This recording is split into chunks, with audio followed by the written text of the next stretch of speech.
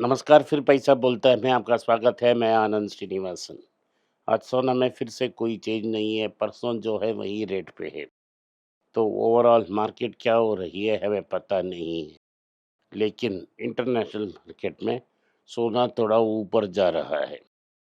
रुपया का हाल बेहाल हो गया है, फिर से रुपया गिर गया है, 95.62 तक पहुंच गई है, एक समय 95.75 तक पहुंच गया। ब्रेंट का दाम बढ़कर 6.2 तक पहुंच गया है और बढ़ सकता है। निफ्टी में 23,272 के आसपास मार्केट सुबह खुली थी। 23,150 तक नीचे आई थी, लेकिन जब क्लोज हुई तो 77 पॉइंट लोअर क्लोज हुई। तो मार्केट को पुशअप किया जा रहा है। बैंक निफ्टी भी जो पहले 600 पॉइंट तक के नीचे थी, उठकर 471 पॉइंट प्लस हो गई। बैंक निफ्टी की बदौलत से मार्केट को ऊपर उठा रहे हैं। Auto index +0.2, IT index -4.3, pharma +0.1, FMCG -0.8, metal -0.3। आज का मुख्य खबर ये है, जो ये आईटी में पिछले 3 दिन की चढ़ाव देखने को मिला, वो एक ही दिन में मार्केट में गिर गया। तो जो आईटी मेजर्स थे, सब दाम नीचे गिर गई हैं। इसमें प्रमुख टीसीएस के 7%, नाटको फार्मा में 5%, टेक महिंद्रा में 5%, इन्फी में 3.7%, HCL tech 3.6%, Manappuram 3%, IndusInd bank -2.2, ITC -2.1, Wipro 2.5% और मुथूट फाइनेंस भी 2.5% थी। ओवरऑल आईटी स्टॉक 7% तक नीचे गई है, क्योंकि रिलीफ रैली के बाद प्रॉफिट बुकिंग में एक ही दिन में उसे बेच दिया गया है। लेकिन जो आईटी के बारे में अच्छा न्यूज़ आया था कि वो एआई को अडॉप्ट कर रहे हैं, उसमें पॉजिटिव डेवलपमेंट है। टीसीएस, इन्फी और विप्रो ने अपने को पायलट को डबल कर ली है। को पायलट माने माइक्रोसॉफ्ट एआई लाइसेंस, उनमें से भारत ने 3 लाख लाइसेंस ले ली है। सब ने इसको डबल की है। इन्फोसिस ने अपना DNB partnership for AI powered financial crime detection को इंक्रीज की है।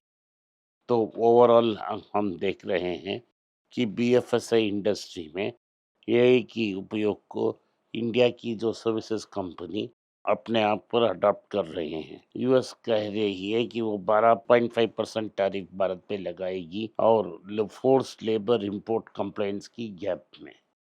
लेकिन ये कहना है कि त्रिपुर जैसे शहर में अंडर एज लेबर को यूज कर रहे हैं। आरबीआई ने कहा है, एक न्यूज़ रिपोर्ट कहती है कि आरबीआई ने $12 बिलियन तक का गोल्ड बेच के रूबी को डिफेंड की है।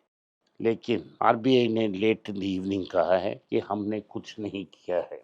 लेकिन जो रिपोर्ट्स आ रहे हैं वो एक क्रेडिबल सोर्स की बदौलत से आ रहे हैं।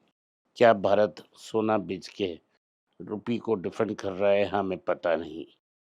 लेकिन गोल्ड की जो ड्यूटी हाइक है, उनसे क्या हुआ है कि स्मगलिंग का दौर बढ़ गया है। लोग गोल्ड को स्मगल कर रहे हैं क्योंकि वो बहुत प्रॉफिटेबल हो चुका है। दुबई और भारत के बीच 1,000 रुपया का गैप ऑफिशियली है 1 ग्राम के लिए। तो 1 किलो सोना स्मगल करने से 10 लाख का फायदा है। जब नौकरी नहीं मिल रहा है, बच्चों के लिए ये आसान सा काम बन रही है। तो गवर्नमेंट में दूसरी चीज़ ये है कि सिगरेट की डिमांड में भी कमी दिखा रही हैं।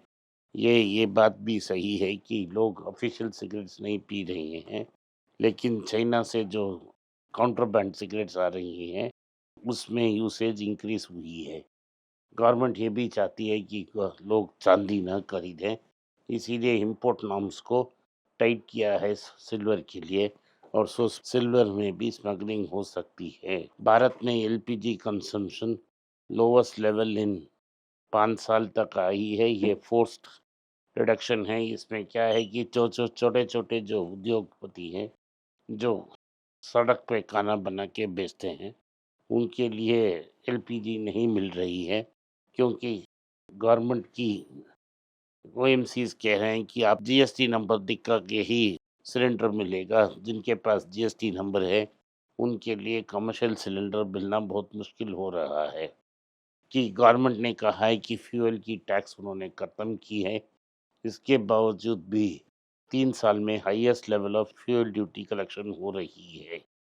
ये कुछ मैन्युफैक्चरर्स जैसे टाटा, अशोक लेलैंड ने कहा है कि अगर आप एलएनजी व्हीकल यूज़ करेंगे तो आपको 42% फ्यूल सेविंग्स मिला है। उन्होंने कहा है कि उनको ऑफिशियल सपोर्ट चाहिए। तो इंडिया एक user production index PPI launch करने के लिए जा रही है, लेकिन ये सब ठीक नहीं है क्योंकि जैसा अनंत नारायण साहब ने बोला है, जो सेबी के मेंबर थे अभी तक, जेन स्ट्रीट को उन्होंने इंडेक्ट की है।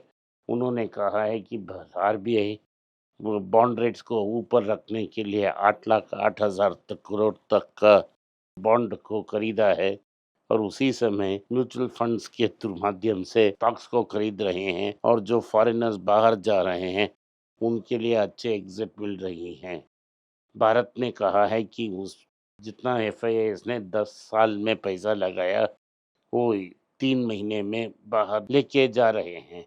इसमें कच्चा तेल का दाम और ये की कंसर्न्स हैं। निफ्टी 50 की प्रॉफिट्स टोटल प्रॉफिट्स के 47% तक गिर गए हैं। इसका मतलब है कि ओवरऑल प्रॉफिट भी श्रिंक हो रहा है और लार्ज कंपनीज भी प्रॉफिट नहीं बना रहे हैं। टाटा बोर्ड्स की मीटिंग होने वाली है, लेकिन उसमें चंद्रशेखर की थर्ड टर्म और लिस्टिंग के बारे में बात नहीं करेंगे। इंडसइंड बैंक में एक विसल ब्लोअर ने कहा है कि सुमित कल्पातिया के समय में इनसाइडर ट्रेडिंग हुआ था, उसके लिए फ्रेश इन्वेस्टिगेशन उन्होंने शुरू कर ली है। तो कर्नाटका बैंक ने इंडियन टोबैको बोर्ड से पार्टनर करके जो फार्मर्स कर्नाटका में टोबैको ग्रो कर रहे हैं उनके लिए ज़्यादा क्रेडिट दे रहा है। इन टोबैको बोर्ड के थ्रू आईटीसी खरीद कर टोबैको को एक्सपोर्ट कर रही है। सन फार्मा की जो बई थी मॉरगनॉन, उसमें ये न्यूज़ आ रही है कि इनिशियली ईपीएस एक्रेटिव नहीं होगा क्योंकि अरगनॉन में लॉस हो रही है। गॉडरेज इंडस्ट्रीज ने कहा है कि वो वेल्थ मैनेजमेंट इंडस्ट्री में आएंगे और 2031 तक 1 लाख करोड़ का एएम पा लेंगे। यूनिलीवर कर रही है कि वो भारत में फोकस जारी रखेंगे और प्रीमियम प्रोडक्ट्स को बेचेंगे। कोटक कह रही है कि ऑटो मार्जिन प्रेशर में आ जाएगी। Pressure specially second half of this year में प्रेशर में आ सकते हैं। टू व्हीलर की मार्केट्स में रिपोर्ट्स कह रही है कि मई में बहुत सारा सेल्स हुई हैं। इसमें strong demand for electric vehicles और एक्सपोर्ट्स के कारण बदली है। EV penetration for the first time total vehicles sold में 10% ईवी बन गई हैं। ईडी ने दैट इज एनफोर्समेंट डायरेक्टरेट ने वेदांता की, जर्मन की और ग्रुप की जगह रेड किया है फेमा की प्रोब से।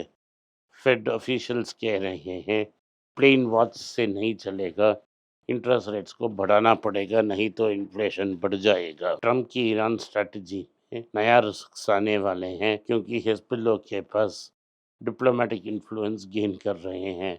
ईरान की इन्फ्लेशन 78% तक पहुंच गई है, वर्ल्ड वॉर 2 के बाद हाईएस्ट एवर। एनवीडिया के सीईओ कहते हैं एआई से जॉब अपॉर्चुनिटीज बढ़ेंगे, उससे कम नहीं होंगे। तो येन 160 के पास आ चुकी है। जापानीज गवर्नमेंट येन को प्रोटेक्ट करने के लिए अंदर आ सकती है। स्पेसएक्स कह रही है कि वो $75 बिलियन रेज करेंगे आईपीओ से और फर्म को $1.8 ट्रिलियन की वैल्यूएशन दिलाएंगे।